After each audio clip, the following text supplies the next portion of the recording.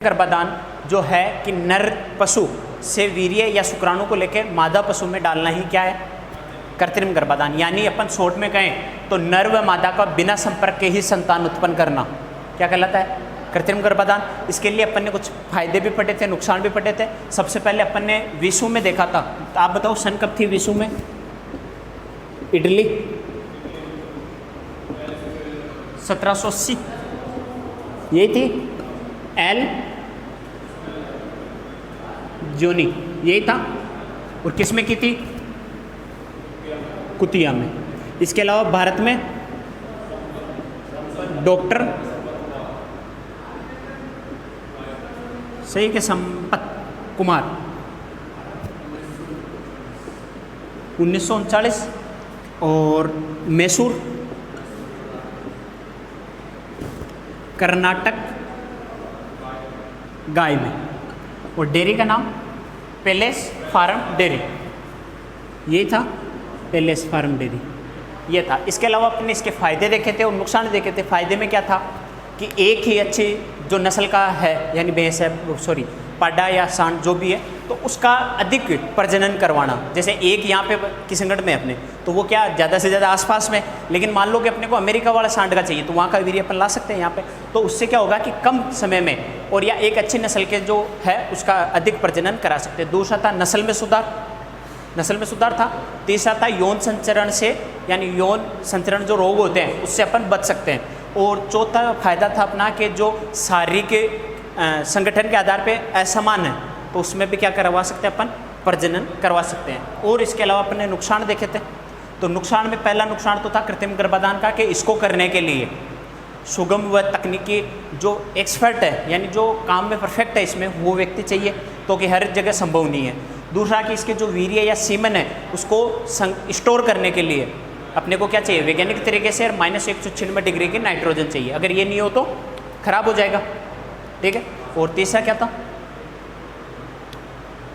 तीसरा नुकसान दो तो अपन ने देखा, हाँ वो उसी में आ जाएगा। पहले में देख लो, इसमें तीसरे में देख लो।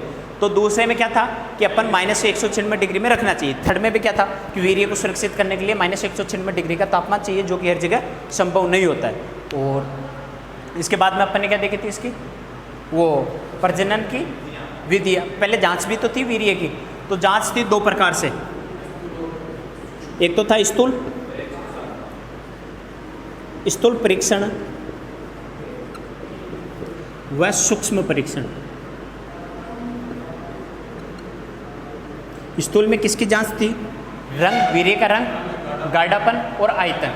इसमें क्या थी, सूक्ष्मदर्शी से इसकी जांच करेंगे। जैसे कोई शुक्राणु है, जीवित है, मृत है, या फिर संख्या में कम है, गति कैसी है उनकी, तो उसका इसमें परीक्षण करेंगे।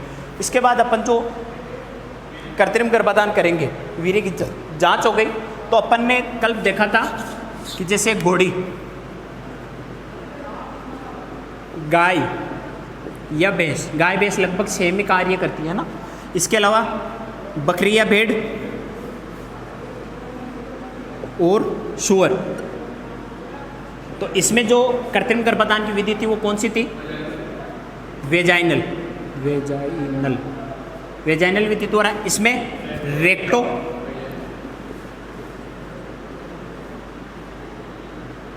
वेजाइनल, इसमें वेजाइनल इस पे कुलम विधि द्वारा, विधि ये है ना। और इसमें क्या था, कोर्क, यानी कोर्क किसे कहते हैं अपन? लकड़ी। आपको याद रखना कि लकड़ी का स्क्रू है, जिससे क्या कर रहे हैं अपन, पीट रहे हैं पिपेट द्वारा, है ना। लकड़ी के स्क्रू या पिपेट द्वारा क्या किया जाता है सुअर में, ये कृत्रिम गर्भाधान। घोड़ी में किस द्वारा? वेजाइनल बोलते हैं योनि को, है ना। और गाय या भैंस में कराया जाता है रेक्टो वेजाइनल। रेक्टो होता है गुदा द्वार, गुदा बोलते हैं। और बकरी में वेजाइनल स्पेकुला।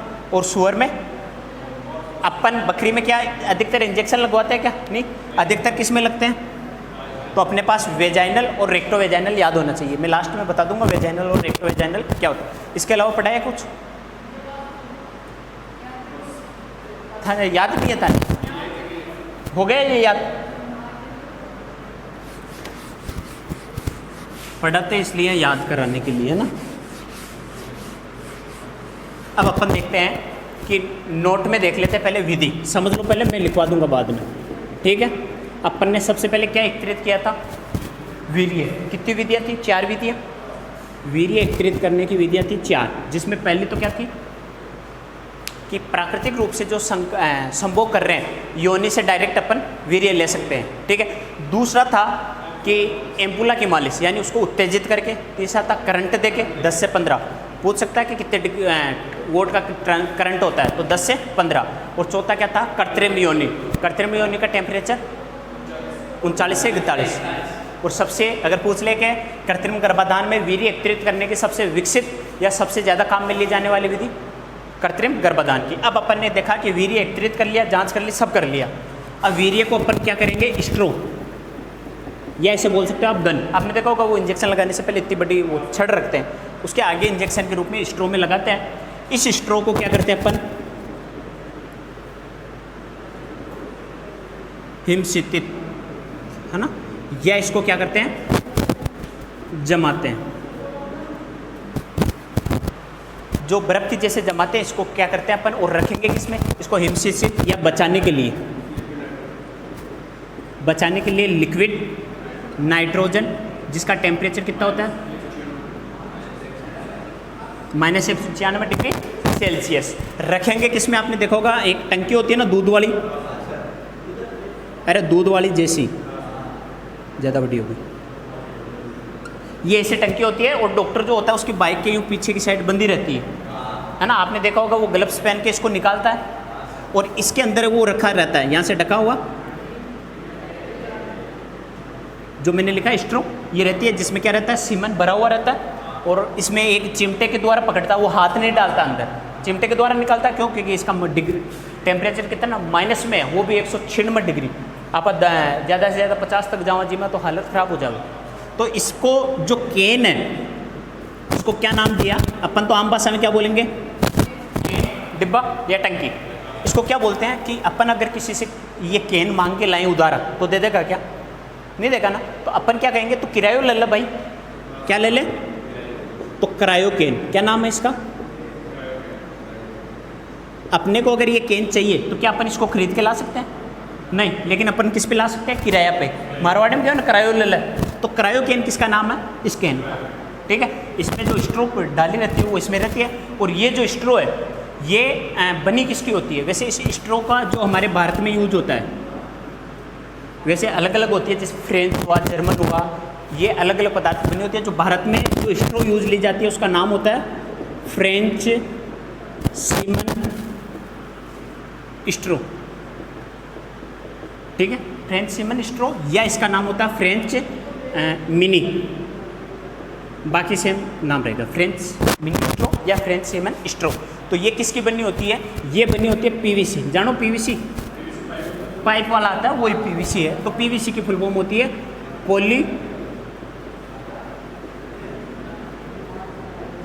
पॉलीविनाइल और क्लोराइड। तो इसकी फुल फॉर्म भी देखते हैं मैंने। अगर पूछ ले कि भारत में कौन सी स्ट्रो का, जो सीमेन स्ट्रो किसका यूज किया जाता है, भाई फ्रेंच सीमेन स्ट्रो है, और इसका ये किसकी बनी होती है, तो होती है पीवीसी, और पॉलीविनाइल इसका पूरा नाम है, ठीक है। इसको ले लिया अपन ने, किस में रखा, स्ट्रो को इसमें रखा, इसमें वीर्य भरा हुआ है। अब अपने को किसी जानवर में इसको डालना है, तो अपन क्या करेंगे, इसको बाहर निकालेंगे।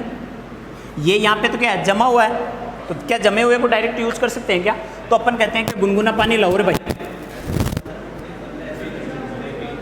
ये गुनगुना पानी क्या है, गुनगुना पानी। इसमें क्या है, 37 डिग्री था, और कितने सेकंड, 15 से 30 सेकंड। क्या रखते हैं अपन, इस स्ट्रो को निकाल के इसमें रखते हैं, ताकि क्या है, जो जमा हुआ वीर्य है वो सामान्य उसी रूप में या तरल रूप में आ सके। तो इस विधि को जो अपन इसमें इसको वापस जमे हुए को ठंडा कर रहे हैं या तरल में बना रहे हैं, उसे क्या बोलते हैं अपन, थाइन या थाइविंग भी बोलते हैं। तो आपको थाइन ही याद रखना है। क्या याद रखना, 3-4 नाम आए इसमें।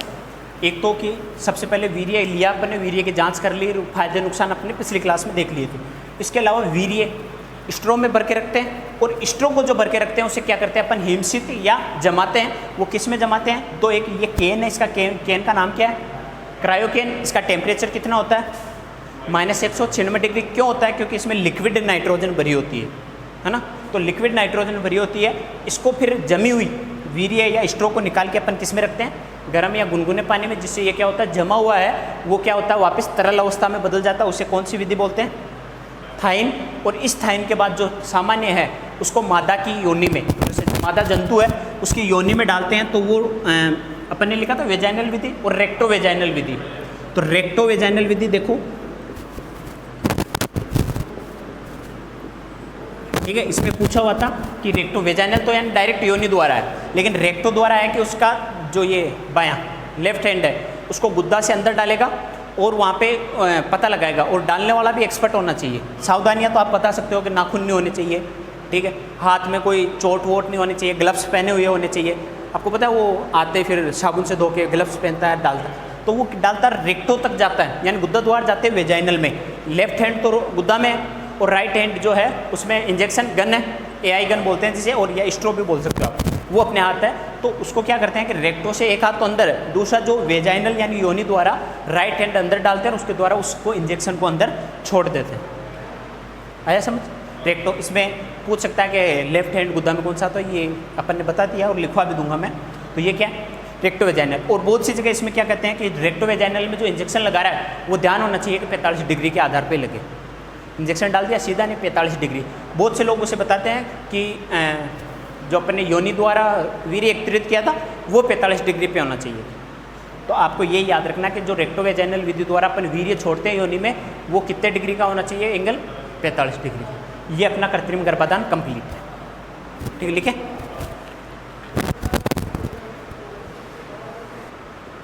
ठीक है, अब लिखो एक नोट, या डायरेक्ट लिख सकते हो कृत्रिम गर्भाधान की विधि। नोट करके लिखो, एकत्रित वीर्य को, पहला लिखो, एकत्रित वीर्य को स्ट्रो में भरकर रखा जाता है। एकत्रित वीर्य को स्ट्रो में भरकर रखा जाता है।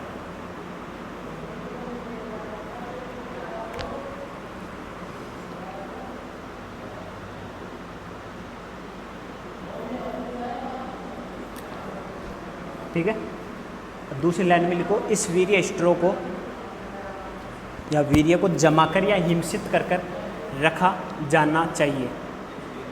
वीर्य को हिमसित या जमाकर रखना चाहिए, जिसके लिए हटो, क्या दिख रहा है यहाँ, तो जिसके लिए -196 डिग्री सेल्सियस तापमान होना चाहिए। वो लिख लो, तो लिक्विड नाइट्रोजन भी लिख लो, लिखो तो जमाना चाहिए। और जमाने के लिए क्या चाहिए अपने को? लिक्विड नाइट्रोजन, उसका तापमान कितना होना चाहिए? -196 डिग्री सेल्सियस।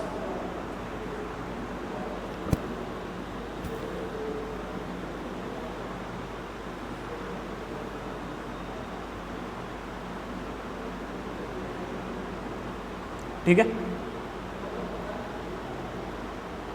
लिखिए। स्ट्रो को क्रायोकेन, ये नाम लिखा हुआ इधर, ये केन तो जान जाओ ना, क्रायोकेन में रखा जाता है। जिस क्रायोकेन में रखा जाता है जिसका तापमान -196 डिग्री होता है, जिसका तापमान -196 डिग्री होता है, जिसका तापमान -196 डिग्री होता है, तथा इसमें लिक्विड नाइट्रोजन भरी होती है, तथा इसमें लिक्विड नाइट्रोजन भरी होती है।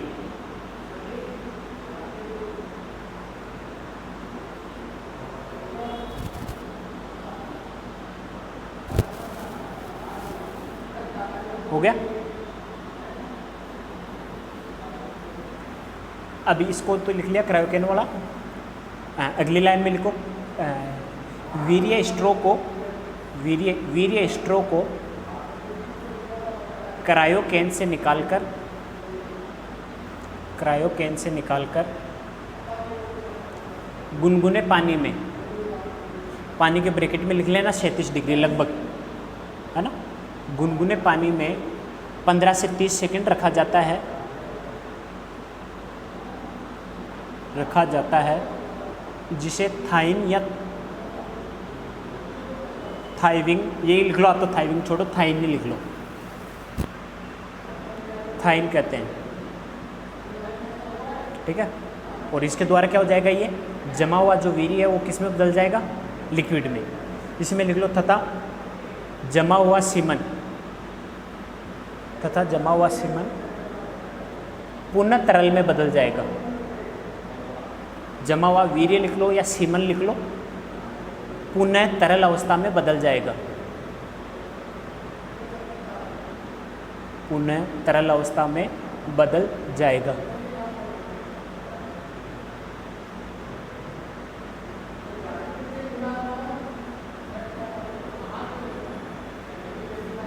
ठीक है, ये लिखवाऊँ रेक्टोवेजाइनल, या समझ जाओगे, लिखवाऊँ क्या रेक्टोवेजाइनल, एक हाथ गुद्दा में एक हाथ लिखाऊँ।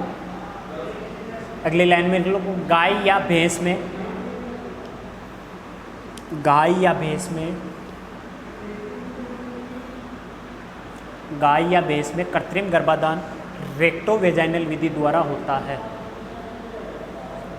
गाय या भैंस में कृत्रिम गर्भाधान रेक्टोवेजाइनल विधि द्वारा होता है, जिसमें रेक्टोवेजाइनल विधि द्वारा होता है, जिसमें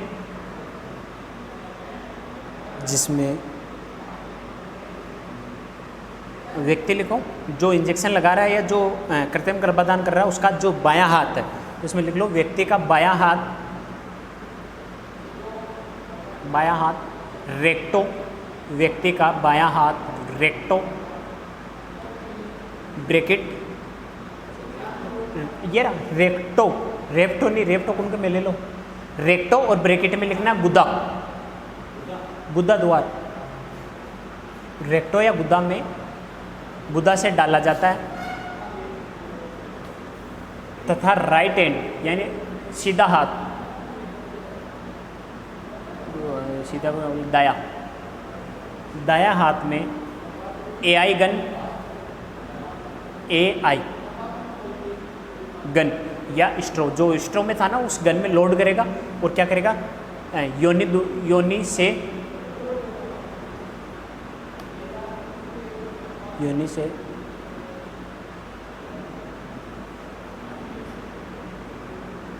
ये लिख देती है मैं दाया हाथ, योनि से की जगह लिखो योनि में, से को कर दो में 45 डिग्री के ऊपर छोड़ा जाता है। जो एआई गन से अपन ने वीर्य एकत्रित किया था उसे कितने डिग्री पे छोड़ेंगे, योनि में 45 डिग्री में। ये हो गया अपना कृत्रिम गर्भाधान। और इसमें अगर मैं कह दूँ कि इसमें सहायक उपकरण कौन कौन से हैं तो बता सकते हो ना आप। वैसे आपको कोई वर्णन नहीं कर रहा, जो सहायक उपकरण देगा वो आपसे डायरेक्ट पूछ लेगा कि क्रायोकेन किस काम में आता है, तो अपने को क्या करना है, स्ट्रो को स्वस्थ रखने के लिए या वीर्य को जमा के रखने के लिए। चिमटी पूछ लेगा, थ्रोइंग पूछ लेगा, थर्मामीटर पूछ लेगा, क्योंकि इसका तापमान भी तो नापना भी, थर्मामीटर पूछ लिया। और जैसे ग्लव्स हुए तो वो ग्लव्स तो हर किसी में काम आते हैं। ठीक है, इसके लिए सावधानियाँ, हाथ में ग्लव्स होने चाहिए, नाखून कटे हुए होने चाहिए, क्योंकि अंदर जो योनि द्वार से हाथ डाल रहा है अगर वो सेंसिटिव एरिया होता है उसमें नाखून से लग गए तो उसको संक्रमण हो सकता है। ठीक है, हाथ स्वस्थ हो, ग्लव्स स्वस्थ हो, एक बार ग्लव्स को यूज किया दूसरी बार नहीं करे। ठीक है, तो इससे ये क्या हो जाएगी, सावधानियाँ हो जाएंगी। अब लिखे अपन, इसका दूसरा होता है बांध्यकरण, जिसे अपन बोलते हैं नसबंदी। मनुष्य में क्या होती है, नसबंदी।